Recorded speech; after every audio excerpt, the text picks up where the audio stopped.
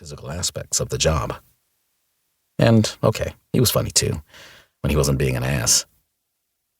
But he was her friend and co-worker. End of story. Rule number 1 in the Surviving in a Male-Dominated Career, Diaz Handbook: no dating or sleeping with co-workers. She couldn't go through the rigmarole again. The gossip, the name-calling, the not-so-subtle jeers from her friends.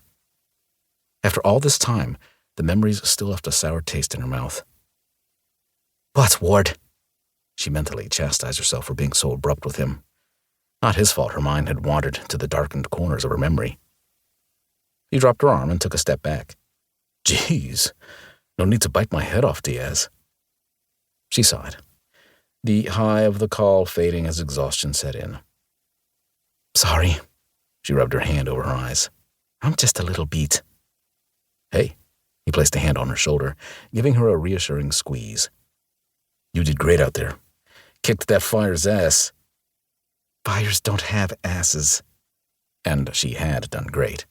They all had, Ward included, though she'd rather eat his runny eggs than admit that fact. "Always literal, Diaz," he chuckled. "That's why you're so funny." She shoved his shoulder, unable to hide a smile. This was why they were friends. He always knew how to pull her out of a funk. "Shut up and tell me whatever it is you wanted to say, and quickly, before Kincaid takes all the hot water." "Chief wants the two of us in his office after we clean up." His matter-of-fact declaration woke her up a little. "Huh? Did he say why?" Ward shook his head. "Nope. Just that he has something he wants to talk to both of us about." Weird. But what the chief wanted, the chief got. "Okay, thanks." She turned and headed into the small office locker room, shutting the door behind her. Chief had added some old lockers and left a few chairs in there. There was only one shower, but since she and Vanessa rarely were on shift together, it worked. As she stripped, hanging up her jacket and pants and tossing her dirty t-shirt and jeans in the hamper, her heart started to pound. What could the chief want?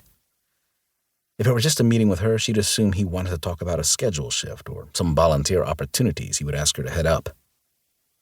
Or maybe her heartbeat kicked up with hope. Something about a promotion. She'd been working her butt off for years, always reaching toward her goal, to be the youngest female fire chief in Denver. Every time a man in her life told her it was an impossible dream, and a shit ton had said it over the years, it just drove her to succeed. As a woman, she had to work twice as hard as her male co-workers. As a Latine woman, she felt she had to work twice as hard as her white female co-workers, which meant Stephanie was working 4 times as hard as everyone around her for less recognition. And she'd be damned if she let anyone's doubt in her abilities get in her way. Her parents had worked so hard to give her every opportunity growing up. They cheered her on when she got her degree in fire science. They supported her move to Denver when things went haywire at her old station. She would get that chief position one day. She hadn't been able to achieve her goal before they passed, but she knew, wherever they were still watching, still cheering her on. She wouldn't let them down. She stepped into the small bathroom, turning on the shower in the small, upright stall and stepping inside.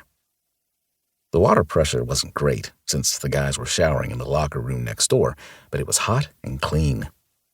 She grabbed the bar of soap from the dish and lathered up, washing away the soot and grime from a hard hour of fighting a blazing inferno that almost destroyed an entire building. Thankfully, the place had been abandoned, so there were no casualties. The only people who'd been injured were the drunk jackasses who thought it would be a good idea to set off illegal fireworks in an empty strip mall. And those jerks deserved all the fines and penalties coming their way. If the fire had spread to the stores still in operation just a block away, they could have killed someone. Assholes. It wasn't even July yet. Where were these dicks getting fireworks? And why Americans celebrated their independence by blowing shit up she'd never understand. She hoped the chief didn't want to talk to her and Ward about working the 4th of July fireworks display this year. She'd done it the last 4 years, and she deserved a damn break from what firefighters like to call the worst night of the year. She frowned at the thought. It couldn't be that, because the 4th of July schedule had been set months ago,